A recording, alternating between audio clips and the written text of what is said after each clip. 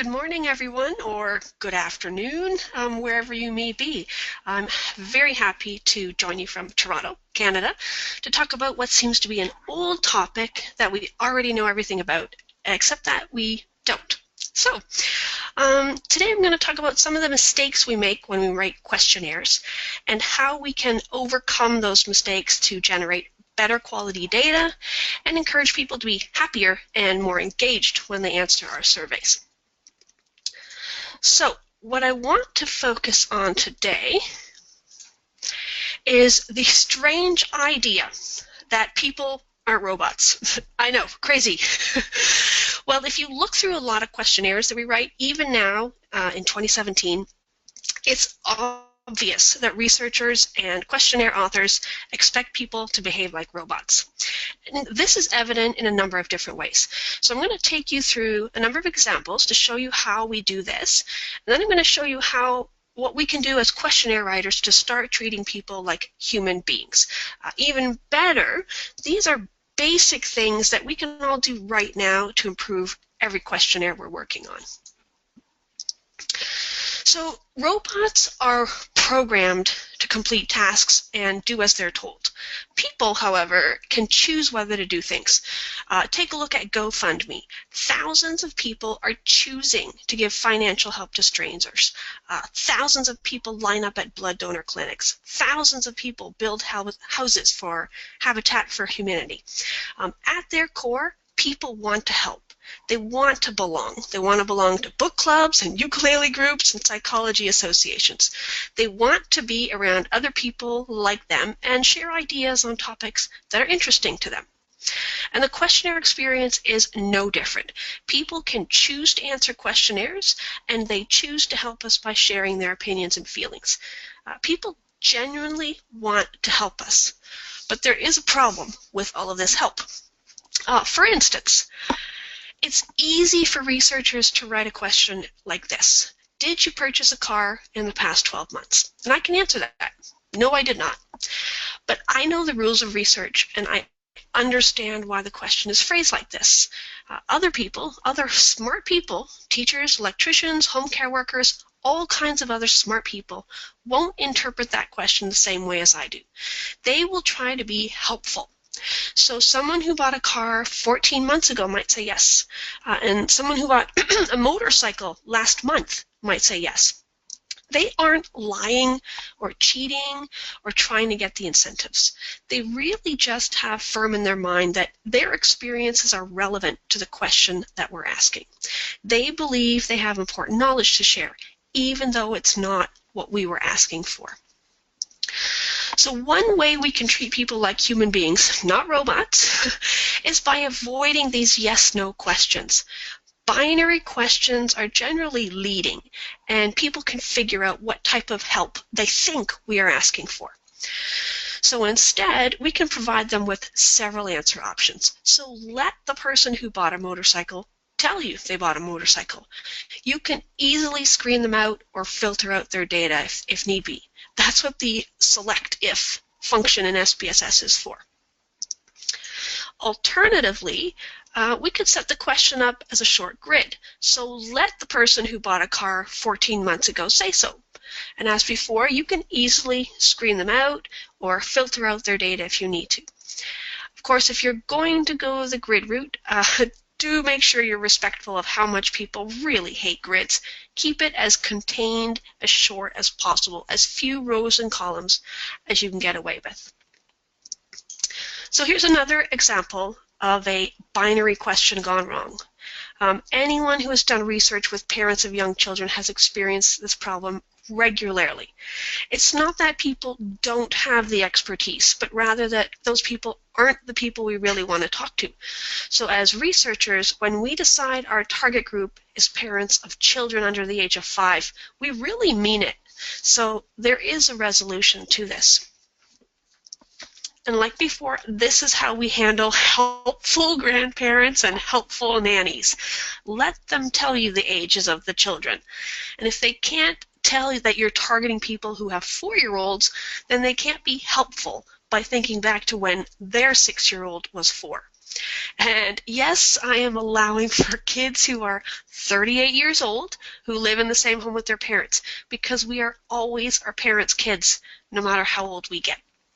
So let people tell you they have adult kids. Otherwise, you're just disrespecting their experiences and expertise as parents. So on to another issue. Robots never get tired or bored. They can check a box 5 million times a day, 5 million days in a row, and they'll keep doing it exactly the same the next day. Humans, however, get tired and bored. And those darn phones we carry, I think we carry them 25 hours a day.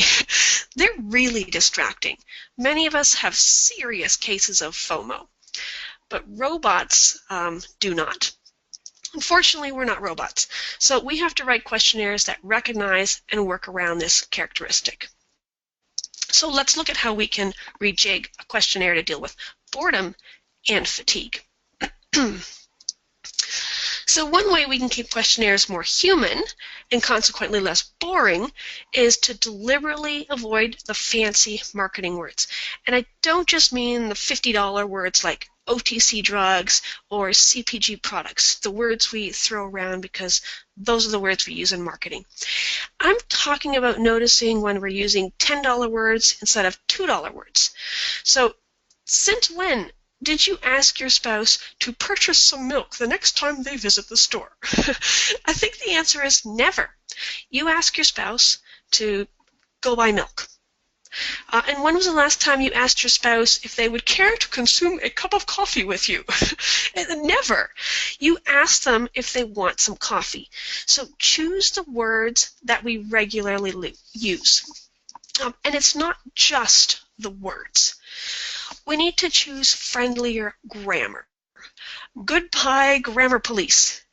The first question that you see here, it's grammatically correct. It kind of sounds weird and stilted. I have never asked someone, in which region of Canada do you live? It feels awkward and foreign. So questionnaire writers need to stick casual language in there that's easily understood and comfortable. And sometimes that means starting a sentence with the word and, or ending a sentence in a preposition. It will make you seem more human and less robot. So we really need to be more aware of how much formality we're inserting into questionnaires simply out of habit and not because it's a better, friendlier way to write. Now, writing long questions is another way we treat people like robots. The question you see here, it's traditional. It incorporates a description of the scale. But describing the scale is almost never necessary in the online world. This is a holdover from telephone research when you actually had to tell people what the scale was because they couldn't see it through the phone line. And on top of that, this is a question style where we wonder about how leading the phrasing is. And this too is easily solvable. We don't have to ask how much you agree or disagree. Instead, we can simply ask for people's feelings or opinions, words that don't lead in a positive or a negative way. So we've now changed an 8-line question into a 2.5-line question, one that is simple and easy to read. It's something we might say to a friend that wouldn't generate stink eye in return. And we've not lost any content in doing so. Now, robots don't need to be entertained, but people do. It's human nature, and we can easily add some fun and interest to the questions and the answers so that they're more human and less robotic. So you don't really need to replicate a traditional scale. If you don't have to do that, you can take a bold leap into creating more relevant, personal, and human answer options. So the first set of answers you see here, it's very traditional. People are used to that. But the second and third set of answers are non-standard and really casual. So imagine asking your friends how they feel about the use of pesticides. Would they say, I feel very negative? Or would they say, I hate it? So these are the kinds of answers that people are used to giving. These answers keep people in their normal state of mind, their normal personality, and their regular way of experiencing the world. And because of this, these answers, they're more engaging and more natural. The last comment I want to make about boring questionnaires is this. You don't need to add jokes, comics, cartoons, or funny pictures to your questionnaires. They feel out of place, and they take time to download on phones, which means they penalize mobile users. Instead, find 1 or 2 places that are natural breaks in the questionnaire and insert a respectful message. Tell people they're doing a good job and you appreciate their efforts. Make sure they know you respect and value their contribution. So I can say this to you right now. Thank you for making time in your day to listen to me. I appreciate you tuning in, and I hope you find the last few things I talk about to be interesting and helpful. Now, I've never been confused, and I've never made a mistake, although I think we just heard one. So this is hard for me to relate to, but I'm told most people occasionally get confused or make mistakes. And we have to write questionnaires that work around this human failing. Not everyone can remember how many cans of soup they bought last week, and sometimes they don't even know what brand of soup they bought. This is how human beings are. They aren't digital memory banks coated with timestamps. We aren't robots. So, how do we work around this? Well, we let people know in the way we phrase questions that we don't expect them to be perfect or remember exactly how many packages or boxes or cans or packets. We use words like approximately or about. And we can create answer buckets that will be just as useful as distinct numbers. You know, just because you use distinct numbers doesn't mean the data is more accurate and that you can use more decimal places. These small things may not seem like a lot, but when we show respondents we don't expect them to be robots, it reminds them that we're concerned for them and their experience with us.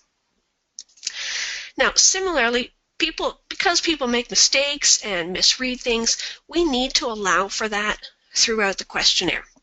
So think of a project where you screened people in during the first 3 questions regarding purchase of soup. And since you already know everyone has purchased soup, you don't need to include 0 on every question, except you do. For instance, maybe the person misread packets as packages or sachets, or they thought something else that included cans or bottles, and now they realize it probably doesn't. So it makes good questionnaire design sense to keep that 0 in there, even though there probably shouldn't be anyone who is a 0. So lastly, I'd like to say this. Throughout the entire questionnaire, you, the researcher, held all the power. You controlled the questions. The researcher controlled the answers. The researcher asked some stupid and repetitive questions and probably failed to ask some tremendously important questions. So it's only fair to share your power at least as much as possible. So always finish a questionnaire with an optional open-end text box. Invite people to add opinions that they felt weren't handled in as much depth as they should have been, or to add opinions about topics you missed, and invite them to criticize the questionnaire itself. So just as we know respondents aren't perfect, neither are researchers and your excellent questions. So let people have the last word. I hope you saw a few things you can immediately implement in your next questionnaire. They're not difficult, they're not time-consuming, and these ideas cost you nothing. But what they do is make the questionnaire experience more interesting and respectful, which, fortunately, increases completion rates, decreases attrition rates, and is better for our industry. So I hope you'll choose a couple of things and actively start doing them. Thanks so much for listening. I hope you enjoy the rest of the NewMR Festival. Cheers, everyone.